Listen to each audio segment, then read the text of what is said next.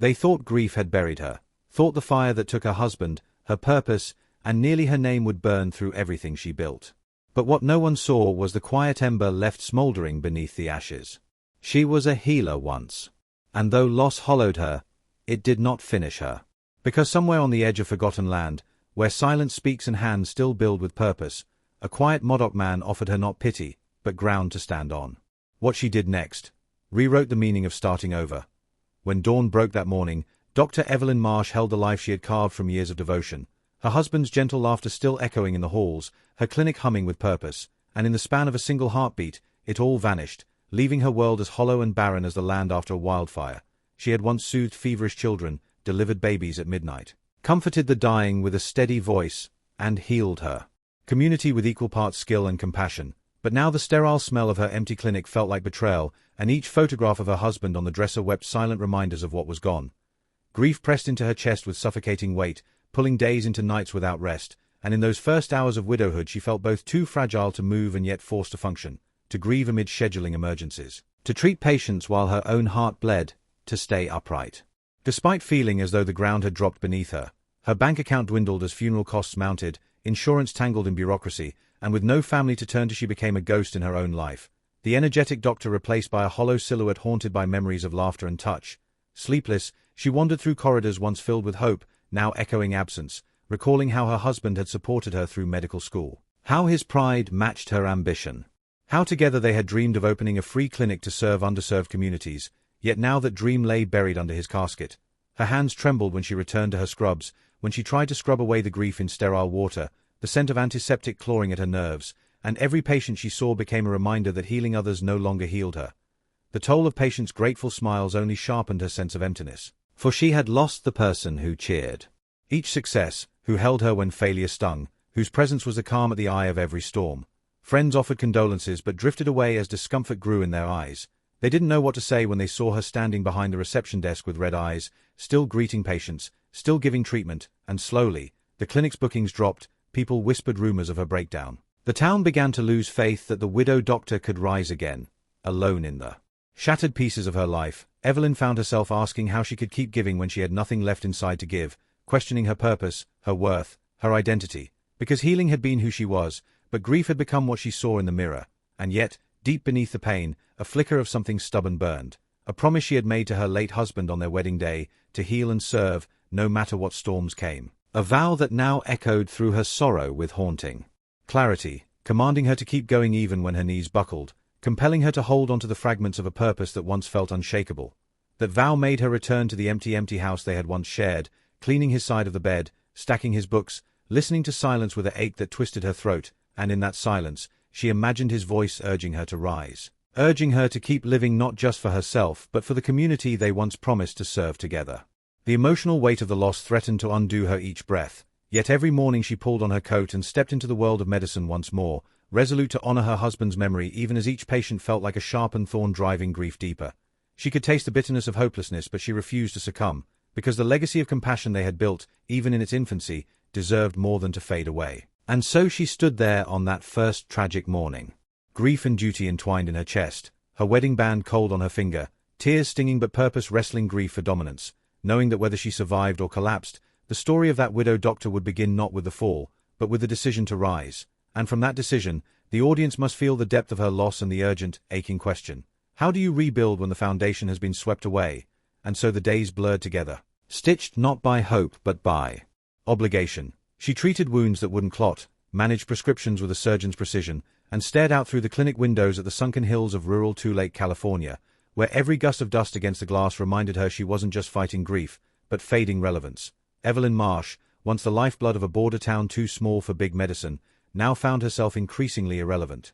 The townspeople growing quieter around her, their eyes averting as if her grief might be contagious, and though they still dropped off homemade bread and half-hearted thank you notes, their visits became shorter, less frequent, more awkward, as though they mourned not just her husband, but the woman they assumed died with him.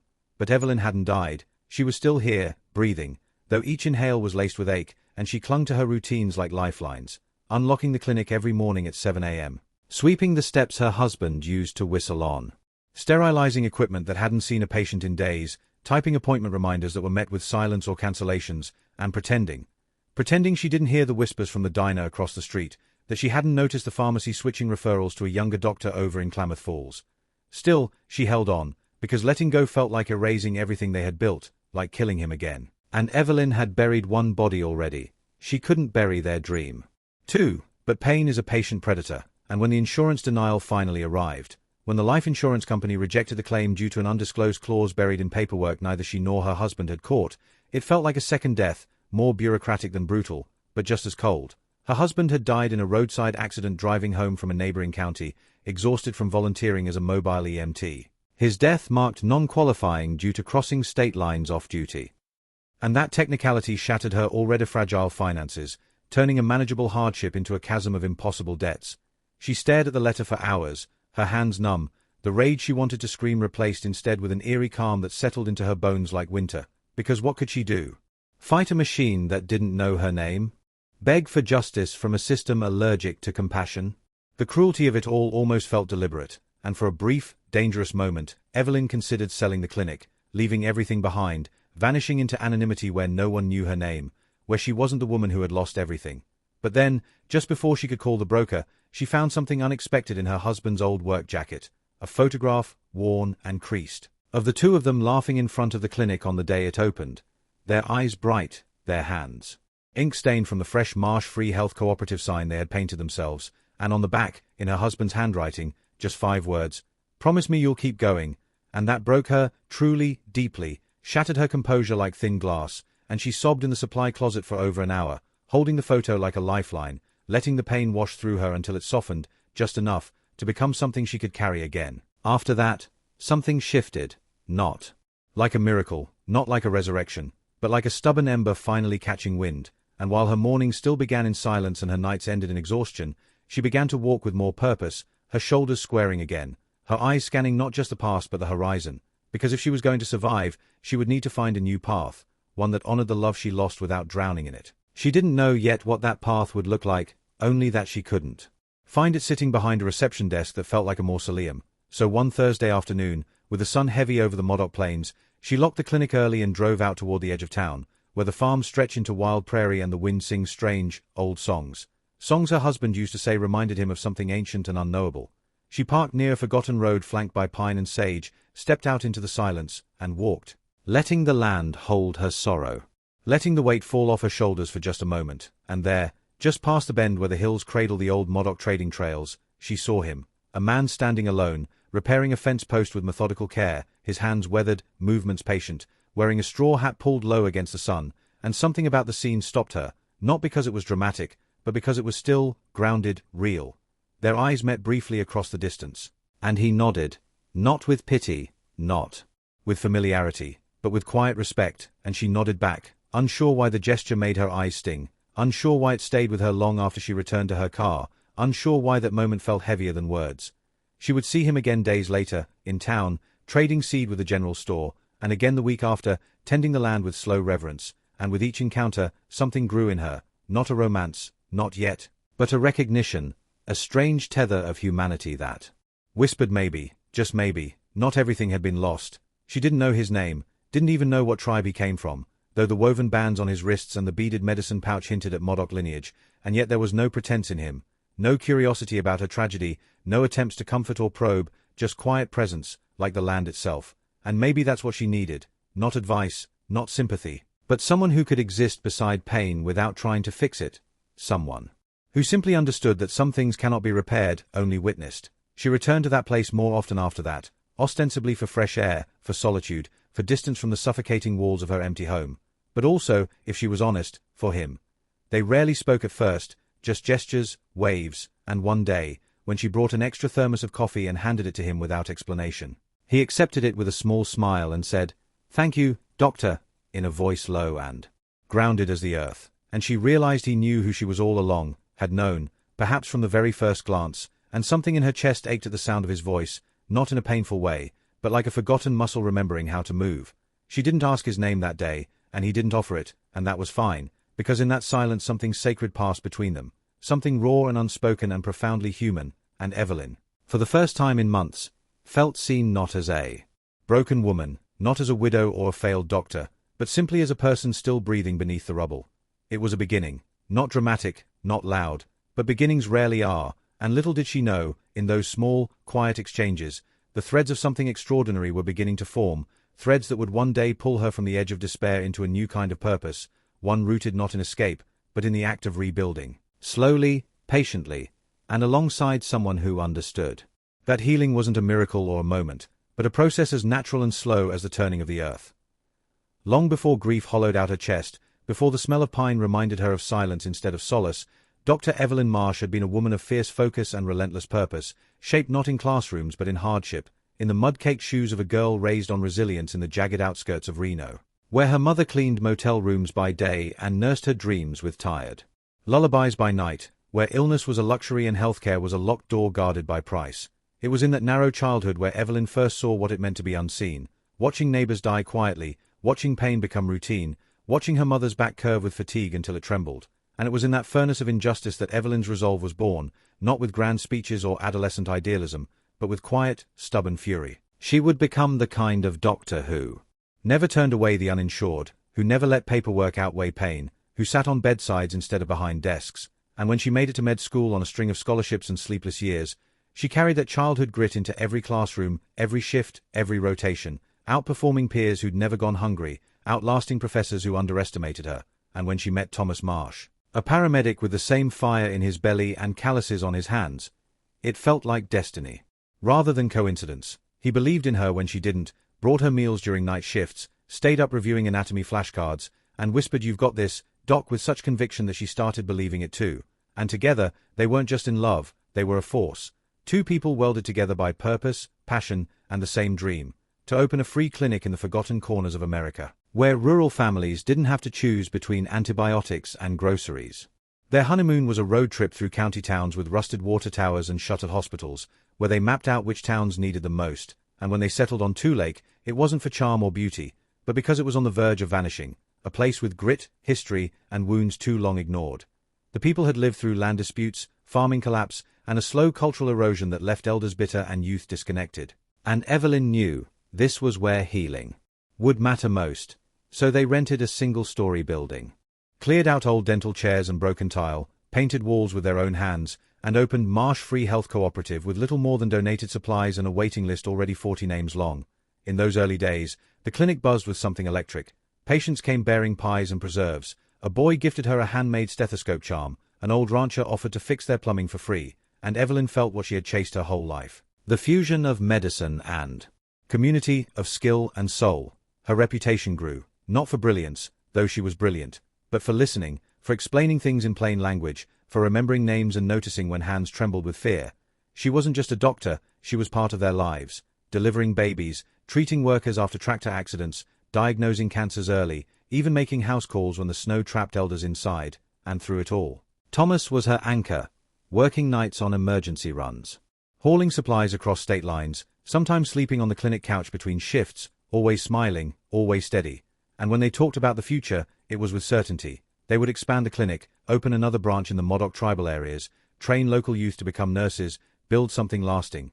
But fate, as it does, has no regard for dreams, and the day he died, Evelyn had been treating a migrant worker with a fever so high his skin burned to the touch, unaware that her husband's ambulance had veered off the icy back road after a 36-hour shift, unaware until the sheriff showed up mid-consultation and said her name with too much gentleness. She remembered nothing after that moment, only that she found herself on the floor hours later, her scrubs damp with someone else's sweat and her own tears, and the clinic phone ringing like a cruel joke in the background. The town grieved with her, for a while, organizing a potluck vigil where people lit candles and told stories, where a tribal elder offered a prayer in Modoc language for Thomas's spirit to cross peacefully. But grief, like fire, burns unevenly, and as weeks passed, people returned to their own pain, their own lives, leaving Evelyn alone in the quiet, where the walls of the clinic that once held laughter now echoed like a tomb, where even the light felt wrong. It was in that silence that the past began to unravel, not in memories, but in doubts, in questions she didn't dare say aloud. Had she asked too much of Thomas? Had she ignored the signs of exhaustion in her own husband while healing strangers? Was her purpose worth his life? These thoughts didn't scream. They whispered, coiled tight in the corners of her mind, poisoning her sleep, making her question everything they had built. She still treated patients, but the spark was gone, her smile too forced, her diagnoses too mechanical, and while no one said it outright, she saw the hesitation grow, the bookings shrink, the trust they once had begin to fray. What haunted her most wasn't the grief, but the fear that maybe she had become the very thing she once swore she'd never be. Another burnt-out doctor, going through motions, detached from the very humanity she once protected. And so she tried to outrun the past by overworking. Longer hours, home visits, endless paperwork, pushing her body until her hands trembled and her eyes blurred, as if exhaustion might silence guilt. But guilt doesn't tire, it only waits. And it was during one of those sleepless nights that she stumbled upon a note Thomas had hidden in her medical texts. If you're reading this, it means, I didn't get to finish this life with you, but I need you to keep going, Evie. Promise me you'll let others help you when I no longer can. That line broke her all over again, not just because of the loss, but because it forced her to see what she had refused, that her strength was not in shouldering alone, but in letting herself be carried when she could no longer walk, and maybe, just maybe, that Modoc Man repairing fence posts was the kind of help her husband meant, not someone to fix her, not someone to replace him, but someone to walk beside her in the wreckage. Because the past wasn't a wound to hide, it was a story that needed to be held, honored, remembered, and only when she faced it could she even begin to imagine a future built from its ashes. Even after the sun returned to the Modoc plains and wildflowers stretched their fragile necks toward spring, the clinic remained frozen in a different season. The season of absence, of silence, of one woman moving like a shadow through the skeleton of what was once a dream. Dr. Evelyn Marsh arrived each morning at 6:45 sharp, unlocking the door to a space that still smelled faintly of antiseptic and cedarwood, a scent Thomas used to say reminded him of clean beginnings. But now it only reminded her of him, not in the comforting way memories should, but in the sharp, brittle way grief does when it catches you off guard, mid-step, mid-breath. She moved through the rooms like a custodian of ghosts, straightening framed health posters neither read nor replaced, checking supplies no one requested, jotting appointment times that would never be filled. The community hadn't abandoned her entirely, but the ones who came did so with hesitant steps and eyes that darted away from hers, as though looking directly at Evelyn might force them to confront the fragility of their own stability. Some brought their children still, or came in for renewals, but the warmth was gone, the laughter in the waiting room, the impromptu visits from teens with twisted ankles and shy crushes. The way Thomas used to lean in the doorway with coffee and ask how many lives she'd saved. That morning, it was all gone, and in its place stood a woman too proud to admit she was unraveling, too dignified to collapse where others could see, and too haunted to grieve fully, because grief required surrender, and surrender, in her mind, felt like betrayal. So instead she worked, endlessly, mercilessly, until her joints ached and her vision blurred, and when she finally locked the doors each evening, she drove home not to rest, but to confront a house that had become a shrine, Thomas's. Boot still sat by the door, gathering dust but never moved, as if some irrational part of her believed he might still walk in one night and need them, and his flannel hung on the back of the kitchen chair where he'd left it last. The chair she now refused to sit in, the chair she passed like a gravestone each morning. The house, once noisy with shared breakfasts and arguments over radio stations, was now so quiet she found herself leaving the windows open just to hear the wind, the chirp of birds, the distant hum of traffic, any noise to remind her she still existed.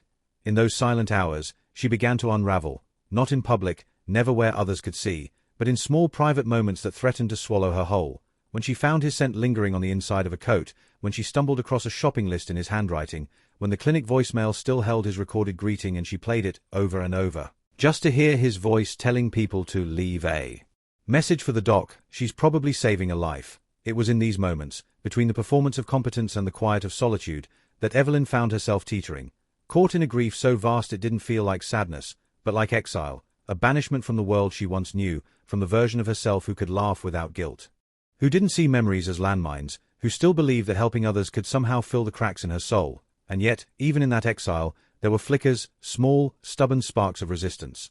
The way she still checked the expiration dates on medical stock as if a rush of patients might walk in tomorrow.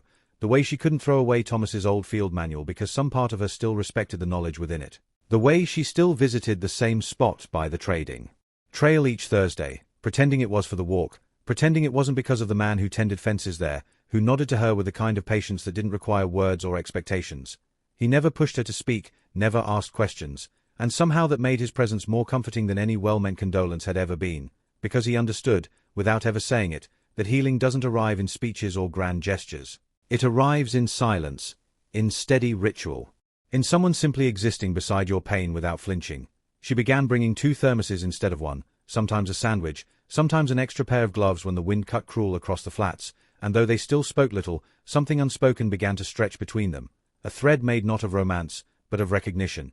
Two people familiar with loss, each in their own way. Each carrying ghosts not as burdens but as companions who had taught them something about the cost of love. She learned his name, eventually, Matthew. But he told her little else, and she didn't pry, sensing instinctively that his past, like hers, was shaped more by what had been taken than by what had been given.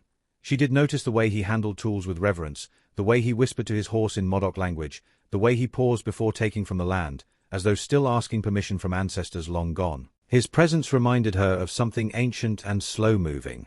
Something rooted in patience and soil, and in contrast, her own life felt frenetic, rootless, suspended in air, drifting between memory and obligation.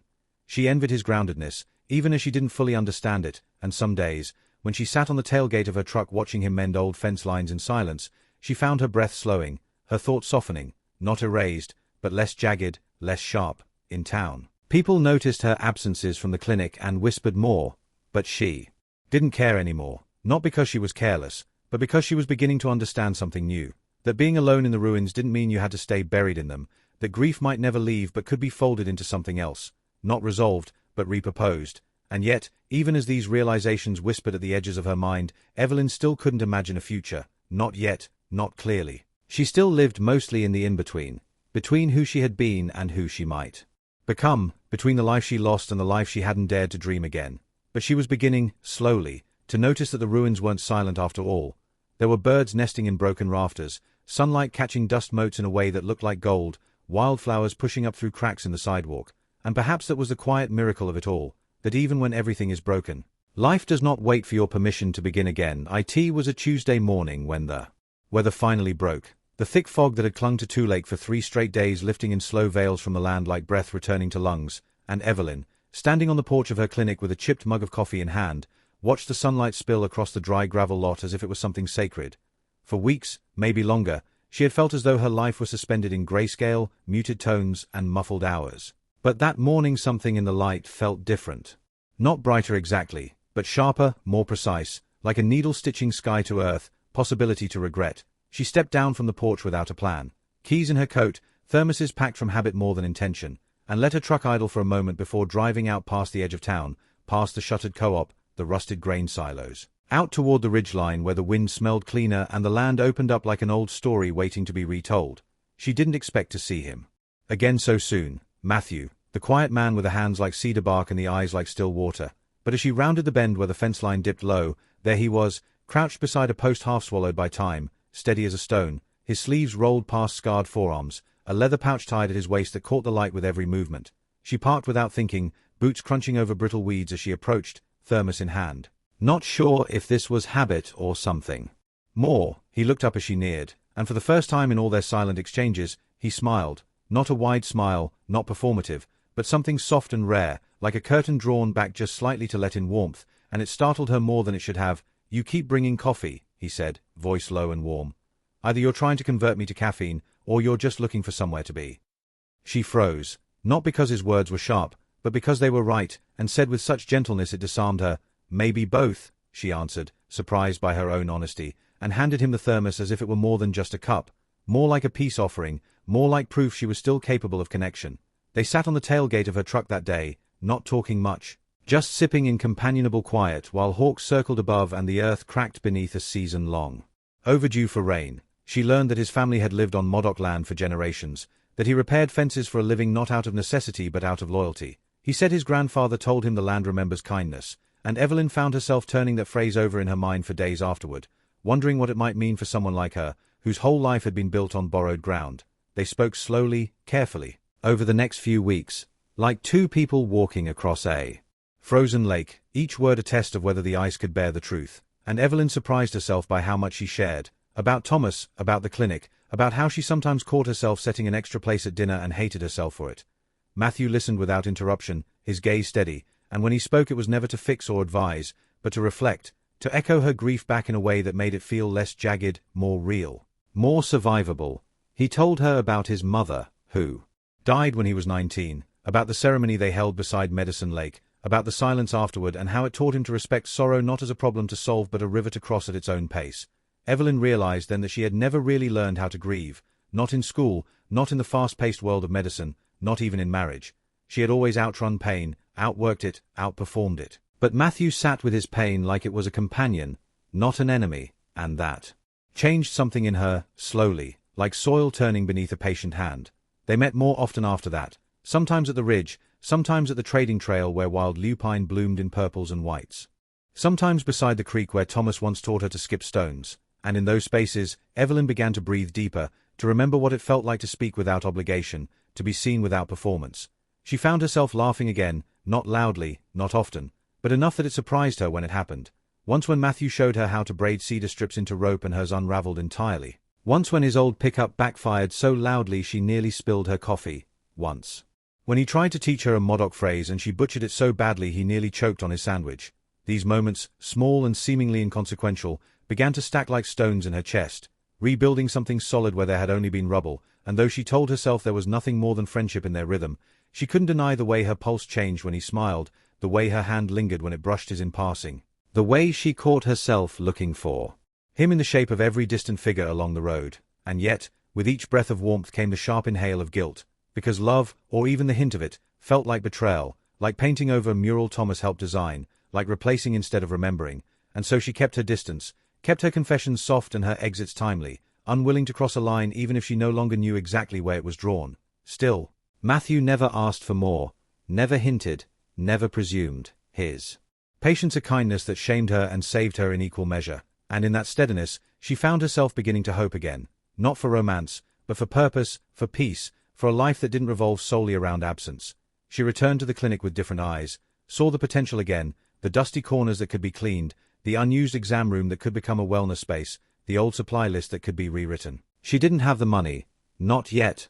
Not after the insurance debacle, not after months of dwindling patient numbers. But she had ideas, and that was more than she'd had in months. It was Matthew who planted the final seed, though not intentionally. One afternoon as they stood beside a ruined barn on the edge of his property, he said, casually, "You know, people think buildings are made of wood and nails, but they're really made of stories, if the stories are strong enough. The place stands even after the people are gone." And something about that line hit her like thunder, not because it was poetic, but because it was true. Her clinic, her life, her love for Thomas, it had all been stories layered in brick and breath, and those stories weren't gone, they were just waiting to be told again, differently, with new chapters and new hands. She didn't say anything right away, just stared at the barn, at the way the sunlight slanted through its broken beams, and in that silence, a decision began to form. Not sudden, not dramatic, but slow and resolute. If the stories were what held the structure, then maybe it was time to build something new, not as replacement, not as a monument to what was lost, but as a living tribute to what still remained. It happened on a Thursday. The sky bruised with storm clouds that threatened rain but never delivered, the wind curling dust along the fence lines like restless spirits, and Evelyn was late. She had spent the morning sorting through a forgotten closet in the back of the clinic, rediscovering boxes of outdated medical guides and a cracked photo frame of her and Thomas at a town health fair, his arm around her, both of them sunburnt and laughing, and the sight had taken her breath like a sucker punch, forcing her to sit on the floor for nearly 30 minutes before she could even stand. By the time she reached the ridge, thermos in hand, she felt like a wire pulled too tight, and when she saw Matthew waiting by the tree stump, hands tucked in his coat, eyes scanning the horizon, something in her loosened. But not enough, not yet, and she almost turned back, afraid of the feeling she couldn't name and the fear she couldn't quiet. But she didn't, because some instinct stronger than fear made her keep walking, and when he turned at the sound of her boots, she saw something in his face that she hadn't seen before, not just the usual patience, but a heaviness, a quiet urgency that unsettled her. They didn't speak at first, just exchanged the thermos, and sipped in the now familiar rhythm of their ritual, and it was only after several minutes, when the silence had thickened and the wind had died, that Matthew finally broke it, not with small talk, not with a memory, but with the offer that would change everything. "I've got land," he said simply, eyes still fixed on the horizon. "A few acres just west of the basin. My grandfather left it to me, unused, wild, quiet. But it's good land, clean water, strong foundation. If you want to build something, I could help." Evelyn didn't understand at first, thought maybe he meant a greenhouse or a rest cabin or some vague metaphor about healing, so she tilted her head, confused, and said, "Build what?" And that's when he turned to her, fully, eyes clear, voice steady. "Your clinic. A new one. Out there. On the land." The words hit her so hard she blinked, unsure if she'd heard correctly, unsure if this was some cruel joke or a hallucination brought on by exhaustion, but he didn't laugh, didn't soften, just watched her, quietly, like someone offering shelter in a storm, and Evelyn felt the earth tilt beneath her because this was not what she expected, not even close.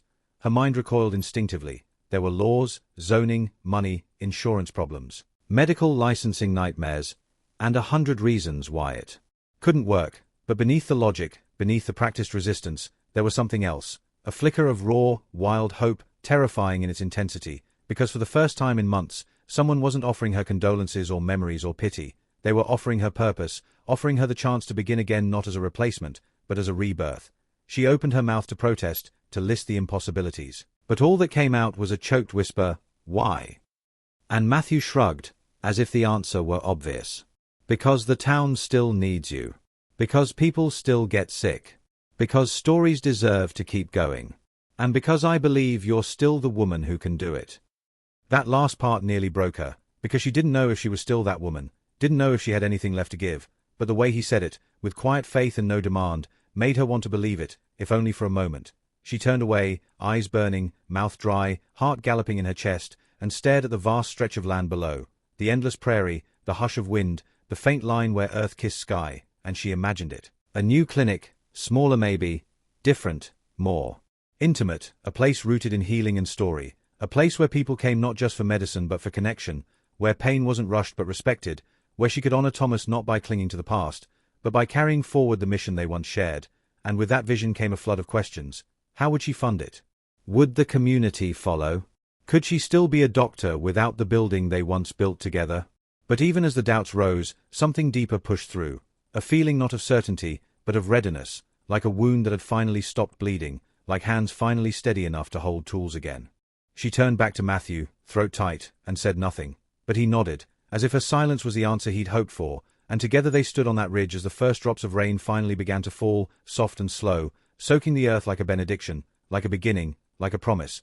She didn't say yes that day, not aloud, not in any clear or formal way, because to Evelyn, trust wasn't something you could summon in a single conversation. Not after everything she'd lost, not when her very foundation had been pulled out from beneath her and left her standing in the dust with nothing but memories and debt. Instead, she went home that evening and stood in the doorway of the old clinic, staring at the exam table where Thomas once sat eating leftover pie between patients, where she had once danced in celebration after their first week without a single no-show appointment. And she felt both the enormity of the past and the fragile thread of something new tugging her forward. She walked through every room, slowly, methodically, touching the walls like she was saying goodbye, not to Thomas, not to the work, but to the version of herself who believed that grief had to be still and solitary.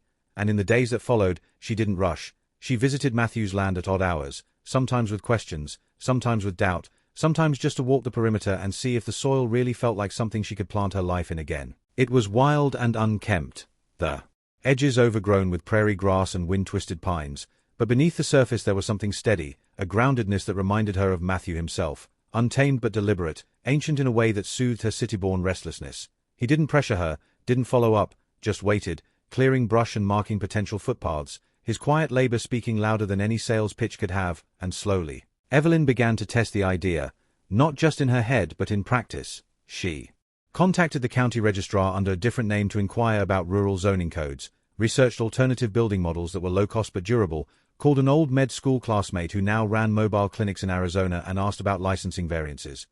Each inquiry was a pebble on a scale, a subtle lean toward belief, and while she never said the words "I'm going to build this," they were starting to echo in her actions. In the way her voice steadied when she spoke of logistics, in the way she caught herself sketching layout ideas on napkins and receipts.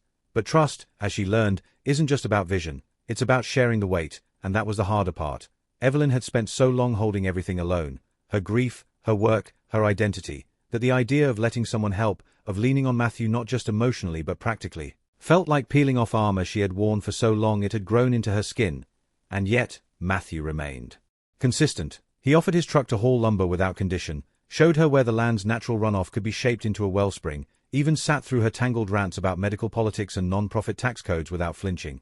She asked him one day, as they knelt beside a broken fence post discussing potential septic tank placements, why he was doing this. Why her, why this clinic, why now? And he paused, straightened, brushed his hands off on his jeans, and said, "Because it matters. And because the people who still believe in something have to build it, or else the ones who don't win." That answer, simple and unpolished, struck her harder than she expected, not because it was profound, but because it was true, and it reminded her of the woman she used to be. The girl with the scholarship and the stethoscope who had believed, fiercely and without apology, that healing mattered more than money, that people were worth fighting for, even if they didn't believe it themselves. So she let him help, first in small ways. Letting him drive her to a reclaimed lumber yard 3 counties away, then bigger. Showing him her sketches, debating layout options, even laughing when he suggested building a second room specifically for storytelling. Because sometimes healing needs a place where no one wears a white coat, and as they built, slowly, in spare hours and borrowed daylight, their bond deepened. Not into romance, not yet, but into something quieter, stronger. Mutual respect forged in shared labor and unspoken loss. She learned his rhythms, how he worked best in silence, how he always paused to watch the sky before packing up for the day, how he sometimes muttered Modoc prayers under his breath when placing the first board of any structure, and he learned hers. How she double-checked measurements even when tired, how she paused whenever she saw an old couple walking together, how she sometimes whispered her late husband's name when tightening bolts, not as a ghostly ritual, but as a way of inviting him into the new story being built. And though their pace was slow, the progress was steady, a foundation poured by hand, walls framed with care, insulation packed with borrowed tools and borrowed time, and with each beam placed, with each nail driven, Evelyn felt something inside her shift.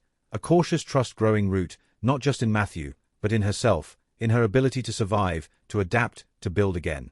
The town began to notice, of course. Rumors trickled through the diner, whispers about the widow doctor and the fence man, about the strange new structure rising on tribal edgeland, about what kind of clinic didn't even have a front desk yet. But Evelyn didn't care. For once, she let the noise stay outside the circle of her intention, and within that circle, there was only work, purpose, and the fragile but fierce belief that healing was still worth chasing. It wasn't easy. There were days when the wind knocked over what they'd built, when supply deliveries failed. When her hands ached so badly she cried in the cab of her truck before facing the next task. But each setback was met not with despair, but with resolve, because this time, she wasn't building alone, and that changed everything. And one morning, as they stood beside the half-framed building and watched the sun rise over the Modoc hills, casting long shadows across the raw beams and scattered tools, Matthew handed her a coffee and said, "You know this will change more than just the land, right?" And she nodded, heart full, voice clear. "That's the point." The first wall went up on a Saturday morning, the sun rising behind them like a silent witness, its gold spilling through the valley and catching on the dust kicked up by their boots, and though it was nothing more than a rough frame of pine and sweat, to Evelyn it felt like resurrection. The first real shape of a future she had not dared to imagine since the night she signed her husband's death certificate. She stood beside Matthew, hands blistered from cutting boards. Her hair pulled back beneath a borrowed cap, and when the wall finally held, braced against wind and uncertainty, she laughed. Not politely, not quietly, but with a startled kind of joy that cracked something open in her chest, something that had been sealed shut since the accident, and in that sound was something like music, like the first song hummed after a season of mourning.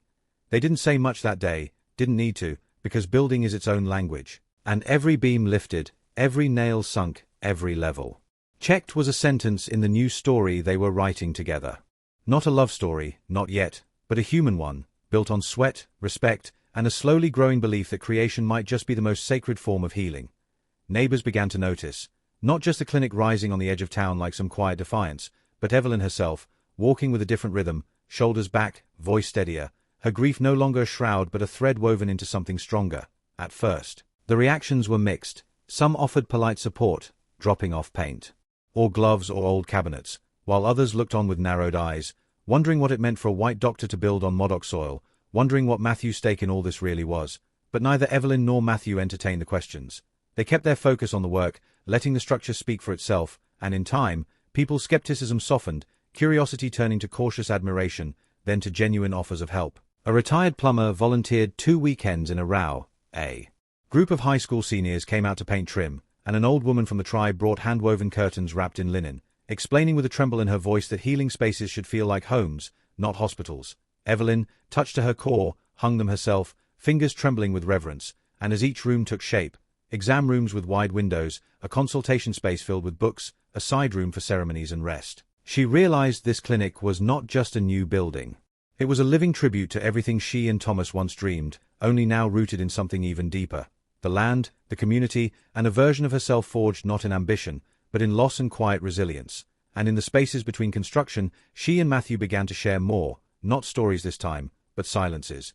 The kind that stretch long but never feel empty, the kind that say everything without saying anything at all. He showed her how to read cloud shifts for weather changes, How to carve notches in fence posts so they wouldn't split in the frost, how to listen to the land like it was an elder telling secrets, and in turn, she showed him how to stitch wounds when accidents happened, how to mix antiseptics with herbs, how to recognize the tremors in a child's hands that meant more than fever. They traded knowledge like old coins, like gifts passed between souls who understood that wisdom comes in many forms, and in that exchange, trust grew, not the shaky kind born of convenience, but the deep, root-bound kind that only grows when two people keep showing up for each other, again and again, rain or shine. They faced challenges, of course. The permit office delayed their paperwork 3 times, a windstorm ripped off part of the roof mid-frame, and one morning Evelyn found a dead coyote nailed to the entrance post, a silent threat wrapped in old prejudice. But they didn't stop. They fixed the roof, refiled the paperwork, and buried the coyote with bare hands and a prayer whispered in Modoc by Matthew, his voice low and unshaken. Evelyn stood beside him as he spoke, tears hot in her eyes, not just from fear or rage, but from something older, deeper, the realization that this land, this clinic, this partnership, they were all being tested, and they were passing, not with fire or fury, but with endurance, with faith that what they were building mattered enough to protect, and it did matter. People began to ask when the clinic would open, not just townsfolk, but tribal elders, field workers, migrant families who had never trusted hospitals but saw something different in this strange little building with its hand-painted sign and weather-worn beams. Evelyn invited them in, even before it was finished, walking them through rooms with no doors yet, showing them where the wellness table would go, where the shelves of herbal medicines would sit beside modern instruments, where stories would be told and blood pressure taken in the same room, under the same roof, with the same respect. She saw their eyes soften, saw the mistrust ebb like tide leaving stone, and with each visit, she felt her heart expand, not into romance, not yet, but into something larger than grief, purpose, belonging, maybe even joy. And Matthew, steady as always, never claimed credit, never stepped ahead of her, just stayed beside her in the background, hammer in hand, eyes watching the horizon. A quiet sentinel for this new life being born board by board. And one evening, as they sat on the front step of the nearly finished clinic, watching the sky bruise into dusk, he turned to her and said, "This is the most alive I've felt in years," and she didn't answer with words, just reached over and placed her hand over his, their fingers rough and scarred but steady, and in that gesture was everything she couldn't yet say. "Thank you, I see you, I trust you, I'm still here." And as the stars blinked into the deepening night, and the wind carried the scent of pine and promise, they sat there in silence, 2 builders at the edge of something sacred, surrounded not by ghosts, but by beginnings. The night before the clinic was set to open, no ribbon cutting, no speeches, just unlocked doors and quiet readiness. Evelyn couldn't sleep. She walked through the nearly finished halls with a flashlight in one hand and her other hand trailing the fresh wood of the door frames, her fingers absorbing the grain like it held messages she needed to hear, like the boards might whisper back that she had done enough, that she was ready, that her story no longer belonged to sorrow. But the past doesn't let go so easily. It lingers in the corners, curls into silence, presses its weight when the air is still, and as she stepped into what would be her new office, she felt it hit her like a memory pulled taut with string. The absence of Thomas, not just in body, but in presence, in voice, in all the invisible ways he had once made her brave. There should have been a second chair there, across from hers, mismatched coffee mugs, scribbled notes on napkins, the clatter of shared purpose, and instead, there was only the hum of possibility and a chair that would remain empty not by neglect, but by grief that never fully left. She sat down slowly, knees aching, heart thudding like she'd run a mile, and opened a folder she had kept tucked away since the accident, a folder filled with Thomas's handwriting, their early plans. Budgets they laughed at for being too optimistic. Hand-drawn logos and notes about community medicine as justice and care without hierarchy. The ideals that had made them reckless, brave, unstoppable. She let herself cry then, quietly, fully, for the first time in months. Not out of despair, but out of reverence, because this building, this second chance, wasn't erasure, wasn't betrayal, it was continuation. A new chapter written with the same ink, only by different hands. And in that fragile stillness, she spoke to him, not out loud, not with ritual, but in her heart, telling him that she had kept her promise, that she had not given up, that she had built something he would be proud of, something shaped not by blueprints or grants but by pain and persistence and love that didn't vanish just because it could no longer hold her at night. She left the folder on the desk, a quiet offering to the man who helped her begin. And when she stepped outside into the cool night, stars wheeling above like ancient witnesses, she found Matthew sitting by the front porch, a lantern beside him, a folded piece of cedar bark in his hands. He didn't ask where she'd been, didn't press her with questions, just looked up and nodded, like he knew what kind of ghosts visit on the eve of beginnings. "I thought you might want this," he said, handing her the cedar, a traditional envelope, folded with care, and inside was a single photograph, one she hadn't seen before. Thomas, smiling, his arms crossed in front of the old clinic, the sun behind him like a halo, eyes proud, alive, certain, and she gasped, clutching it like a sacred thing, because she didn't know how Matthew had it, didn't know where he found it, and didn't care. "My uncle took it," he explained softly. "Said he gave it to your husband after a community meeting. Thought he might want a reminder of the light he was carrying." She stared at the image, tears welling, because that was exactly it. Thomas had carried light, even when things got hard, even when funds dried up, even when no one believed they could pull off a free clinic in a town that barely kept its post office open. And now, here she stood, not in the past, not in grief, but in legacy, holding a piece of it in her hand. Standing in the middle of it with calloused fingers and aching knees and a future opening like a door in front of her. And maybe that's what legacy really was. Not marble plaques or grand speeches, but the people who carry your light when you no longer can, the people who rebuild what you started, not perfectly, not the same, but honestly, with love and the courage to keep going. And as the night deepened and coyotes cried out in the far hills, Evelyn leaned her head against the cedar post, the photo clutched to her chest, and whispered a quiet thank you, not to Matthew, not even to Thomas, but to herself, to the woman who did not drown when the storm came, who kept showing up, who learned that healing is not only something we give to others, but something we must allow for ourselves. And in that moment, she knew the clinic would be more than a place of medicine. It would be a place of remembering, of reimagining, of returning to something ancient and human, the belief that we are not meant to heal alone. The clinic opened quietly, not with ribbon, not with celebration, but with a single patient who arrived before the sun had finished rising, a middle-aged woman Evelyn remembered treating years ago for bronchitis, now limping gently through the new cedar-framed doorway with a swollen ankle and eyes flickering between reverence and hesitation. Evelyn greeted her with a smile that trembled slightly, hands steady but heart pounding, and as she knelt to examine the injury, as she pressed calloused fingers gently along the bone and asked familiar questions in a calm, practiced voice, it was as though the months of dust and grief peeled away and left only the muscle memory of purpose. The woman left with a wrapped ankle, a bottle of pain relief, and tears in her eyes, not just from pain, but from the quiet realization that Evelyn was truly back, not as a ghost, not as a legend, but as a woman still capable of mending broken things. Word spread slowly but not without resistance. Some townsfolk whispered that she'd lost her edge, that no doctor could survive that kind of tragedy and still be trusted with life, and others didn't like the location. Too far, they said, too close to tribal land. Their voices laced with the old bias that never quite left these plains, only shifted shape. There were complaints made anonymously to the county, concerns about licensing, sanitation, oversight. But Evelyn had prepared for all of it, had paperwork in order, inspections passed, volunteers vetted. And each challenge thrown her way was met not with defensiveness but with unshakable grace. She answered questions, opened doors, invited scrutiny, and in doing so, began to shift the very narrative that tried to unravel her. Still, the hardest part wasn't the bureaucracy. It was the tension no permit could fix, the unspoken rift between the town's old guard and the Modoc families who had lived on this land far longer than Two Lake had been a town.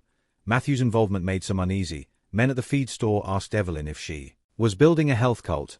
Others warned her not to mix things up too much, but she never flinched, never backed down, because she knew the story they were building was larger than prejudice, larger than property lines or surnames or skin, and slowly, resistance began to waver, not because minds changed overnight, but because wounds do not heal through argument, they heal through demonstration, through repetition, through care that does not discriminate, and Evelyn offered care to everyone, farmers and farmhands, ranchers and de laboris, grandmothers and youth who never stepped foot in clinics before. She offered medicine with the same calm steadiness to the old man who once called her husband a soft city boy and to the young woman with Modoc braids who trembled when Evelyn touched her wrist, and over time, something incredible happened. Not sudden, not dramatic, but unmistakable. People began to sit together in the waiting room who would have once crossed the street to avoid each other. They began to talk, quietly, awkwardly at first, but talk. Nonetheless, about pain, about loss, about how Evelyn treated them both the same. Matthew stayed in the background, always. He worked the land around the clinic, kept the grounds clean, helped with transport and supplies, but he never inserted himself into the medical work, never sought recognition, and in that humility, in that quiet partnership, the town began to trust him, not as a symbol, but as a man who showed up, who built fences and carried boxes and listened when people spoke. One day, a tribal elder came to the clinic, not for medicine, but to bless the grounds with sage and chant, his voice echoing low across the gravel walk, and Evelyn stood beside him with her eyes closed, her hands clasped, not to be seen, not to perform, but because she felt something larger than herself moving through those words, through that smoke, through that soil. And the elder, when he finished, touched her shoulder and said, this place is right. You are right. Keep it open. And she did, day after day, even when the generator faltered, even when a delivery truck never arrived, even when a rumor swirled through town that someone was trying to petition her closure. She kept showing up, kept healing, kept listening, and more people came, not just for antibiotics or blood pressure checks, but for the feeling that here, they mattered, and the clinic became something new, something old, something between worlds. Rooted in both science and spirit, in Evelyn's training and Matthew's land, in grief and rebirth and the stubborn mercy of second chances. And as she watched people wait side by side who once would have judged each other from a distance, Evelyn understood that this was not just a clinic, it was a reconciliation site, a place where fear met compassion and slowly gave ground. And through it all, she remained steady, not unshaken, not unbreakable, but steady, because steadiness, she had learned, was not the absence of struggle, it was the choice to stand again anyway, again and again. Until even the critics had to admit that what she had built could not be undone. It was a Friday afternoon when the wind shifted, hard and hot, carrying the scent of dust and ash. The kind of wind that tells old ranchers to check their fields and mothers to bring in the wash, and Evelyn noticed it first not in the breeze, but in the silence that fell over the clinic, the way the birds went quiet, the way the air thickened like it was waiting. The waiting room was full, 3 kids with coughs, an elder with swollen joints, a migrant worker with a fever, and Evelyn moved between rooms with her usual steadiness, unaware that just 10 miles west, a controlled burn had jumped the containment line and now raced through dry grass with a hunger only fire understands. The call came in as she finished wrapping the elder's knee, a crackling voice on the shortwave Matthew kept near the desk. Brush fire east of the basin, moving fast, evac orders coming through for Sector 7, and her stomach dropped, because Sector 7 was where Matthew lived, where he kept his horse and tools and old photos, where he slept under pine beams carved by his grandfather's hands. She stepped outside, eyes scanning the sky, and saw it. Black smoke curling above the ridge like a warning etched across heaven, thick and rising and far too close. Panic surged, wild and hot, but she swallowed it, turned back to the patients and staff, voice clear, hands directing people calmly, ordering an early close, calling nearby clinics to take her referrals. But beneath the control was terror, real and sharp, because she had just rebuilt something worth keeping. And now the land itself threatened to take it back. She found Matthew not long after, soaked in sweat, his truck bed full of salvage tools, eyes rimmed red from smoke, and when she ran to him, she didn't think, just clutched his arm and said, "Did you get out in time?" And he nodded, quiet and spent, saying only, "Lost the shed. Not the house. Horse spooked, but she's alive." Relief buckled her knees, and for a long minute they stood there, smoke in the sky, chaos behind them, and nothing but the sound of their breathing, until a second call came in, this one different. A woman trapped near the old ravine, kids missing, no medical nearby. The fire was closing fast, faster than expected, and evacuation teams were stretched thin. Evelyn didn't hesitate. She grabbed her kit, jumped into the passenger seat of Matthew's truck, and said, "Drive." Not because she was reckless, but because she remembered what it meant to respond, what it meant to choose action even when fear pressed against your ribs like a vice. The road was rough, smoke thickening with each mile, and when they arrived, it was worse than expected. A woman bleeding from her leg, 2 small children coughing behind a caved-in barn, a fence too high for them to climb. Evelyn leapt from the truck and moved on instinct. Tourniquet, triage, breath checks, compressions. And Matthew was beside her, silent but sure, lifting boards, carrying the children, wetting cloths to press against their mouths. They worked without speaking, without thinking, only moving in rhythm the way people do when they trust each other completely. And by the time emergency crews arrived, the worst was past. The woman stable, the children scared but safe, and Evelyn's hands shaking not from failure, but from adrenaline, from knowing she had almost lost something again and didn't. Later, after the flames were contained and the air began to clear, after the patients were handed off and the chaos faded into exhaustion, Evelyn stood by the clinic and looked at the charred skyline, the smoke-dusted windows, the scorch marks just feet from the porch, and for the first time since Thomas died, she felt not dread, not grief, but rage. Not at fate, not at loss, but at the part of herself that ever believed she wasn't allowed to begin again. The fire had come close, too close, and yet the clinic still stood, the land still held. Matthew still breathed, and in that moment she made a decision so clear, so absolute, it felt like thunder in her chest. She was done grieving a life that was no longer hers, done hesitating like purpose was a risk and not a right, done apologizing for surviving. And when she turned to Matthew, hair tangled, face streaked with soot and tears, she said the words that had sat in her chest like coal since the day he made her the offer, "I'm not going anywhere. This is where I belong." And he didn't respond with poetry or promises, just nodded, eyes soft, and said, "Then let's keep building," and that was enough. The next day she returned to the clinic earlier than ever, before the sun rose, before the birds stirred, and she opened every window, swept every floor, and placed a single photograph of Thomas on the new desk, not because she needed his approval, but because she wanted his presence. And when the first patient arrived, a child with asthma, his mother breathless. With worry, Evelyn smiled and said, "Come in. We're open." And in those words was everything: the crisis, the fire, the loss, the recommitment, not just to medicine, but to life.